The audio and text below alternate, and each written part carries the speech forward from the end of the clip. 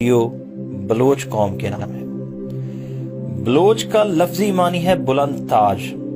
اب تھوڑا سا بلوچ قوم کی ابتدا اور اس کے پس منظر پر تھوڑی سی روشنی ڈالتا چلوں۔ بلوچ نسلاً عربی ہے۔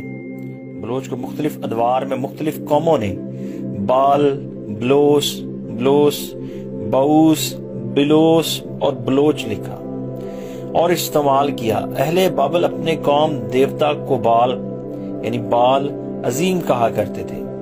یونانیوں نے اسے بلوس لکھا۔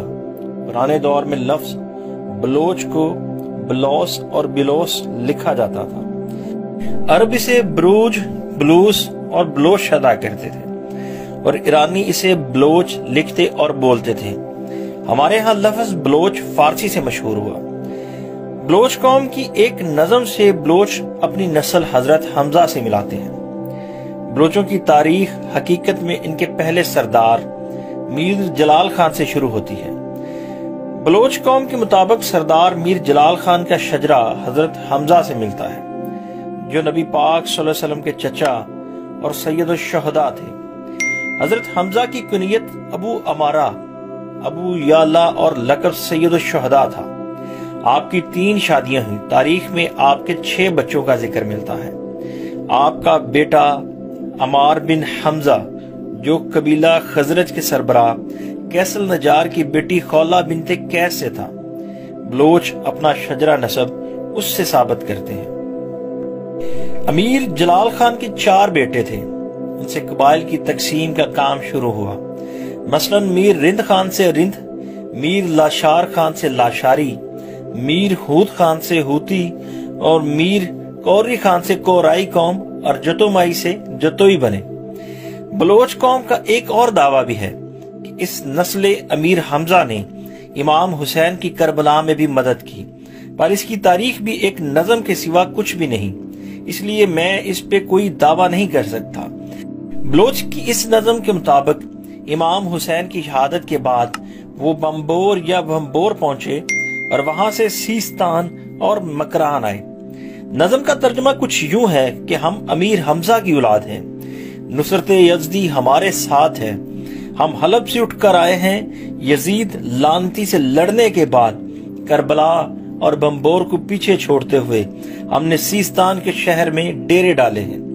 بلوچوں کا دعویٰ یہ بھی ہے کہ ہم نے نہ صرف امام حسین کا ساتھ دیا بلکہ رسول خدا سرور کائنات حضرت محمد صلی اللہ علیہ وآلہ وسلم صاحب اللہ کا ساتھ بھی دیا۔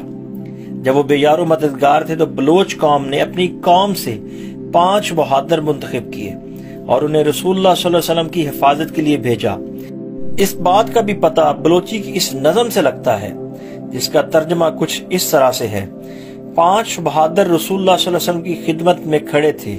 جب خدا کے دوست نماز پڑھتے تو وہ پہرا دیا کرتے تھے۔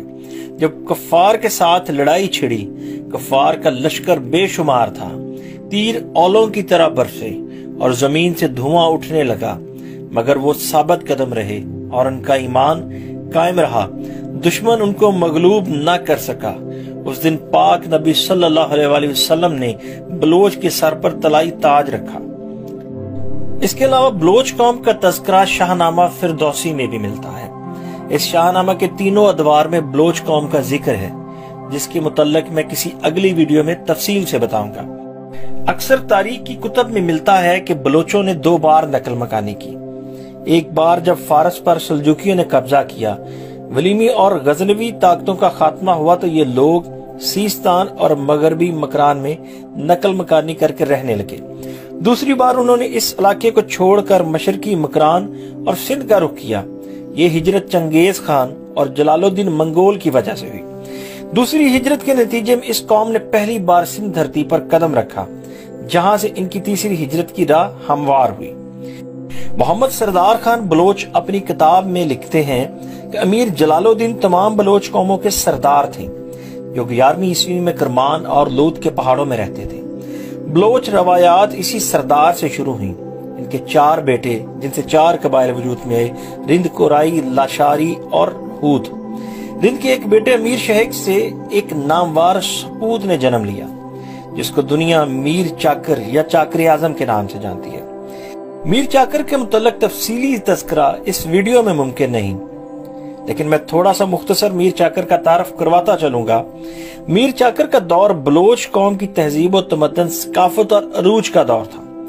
میر چاکر ایک بہت ہی بہادر انسان تھا۔ وہ نہ صرف اپنے بہادر دوستوں بلکہ اپنے بہادر دشمنوں کی بہت قدر اور تعریف کیا کرتے تھے۔ وہ کہتے تھے کہ بہادروں کا انتقام مجھے بہت پیارا ہے، جو میرے اونچے قلعوں پر حملہ کرنے کی ہمت رکھتے ہیں۔ میر شیخ کی انتقال کے بعد میر چاکر پوری بلوچ قوم کے سردار بنے۔ تاریخ میں ملتا ہے کہ میر چاکر اپنے قول کا بہت پکا انسان تھا۔ اس نے ایک عورت گوہر کو پناہ دی اور پھر اس کی حفاظت کے لیے سر کی بازی لگا دی، اور اپنے ہی بھائیوں لاشاریوں سے 30 سال تک جنگ لڑی، جس نے چاکروں اور لاشاریوں کے بڑے بڑے سورماؤں کو مٹی کی آغوش میں سلا دیا، جس میں میر چاکر کے 2 بھائی بھی شامل تھے۔ بلوچ قوم میں جھوٹ کو گناہ مانا جاتا ہے، بقول امیر چاکر کے کہ سچ بولنا بلوچوں کا شیوا ہے اور جھوٹ ایمان کو کمزور کر دیتا ہے۔ بلوچی بلوچ قوم کی قومی زبان ہے، اور یہ زبان پاکستان میں بلوچستان کے علاوہ جہاں جہاں بلوچ قوم آباد ہے بولی جاتی ہے۔ اس کے علاوہ سیستان، کردستان، خلیج فارس کی ریاستوں میں بھی بلوچی بولی جاتی ہے۔ بلوچی ادب کو 3 ادوار میں تقسیم کیا جاتا ہے۔ پہلا رند دور جو 1430 سے 1600 تک رہا، تیسرا قوانین کا دور جو 1600 سے 1800 تک رہا، اور تیسرا دور 1800 میں برطانیہ کی آمد سے شروع ہوا اور 1947 میں تمام ہوا۔ چوتھا موجودہ دور جس کا آغاز قیام پاکستان سے ہوا۔ بلوچ قوم میں بہت سارے شعراء نے جنم لیا، جن میں سے چند کے نام میں بول رہا ہوں۔ میر چاکر خان رند، میر بیورخ رند، سردار گورہام لاشاری، میر ریحان رند، خان عبداللہ خان۔ بلوچ میں ویسے تو بہت سارے قبیلوں سے قبیلے بن گئے ہیں، پر چند مشہور قبیلوں کا میں ذکر کرتا چلوں۔ رند، لاشاری، جتوئی، مینگل، مری، بلیدی، بگٹی، ریسانی، کیلانی، میروانی، کرد، جعفری بلوچ، میرالی، جمالی، روکانی، ہوتی اور زرداری وغیرہ۔ بلوچ ایک غیور اور بہادر قوم ہے، اور پاکستان میں بسنے والے سب اپنے پاکستان سے بہت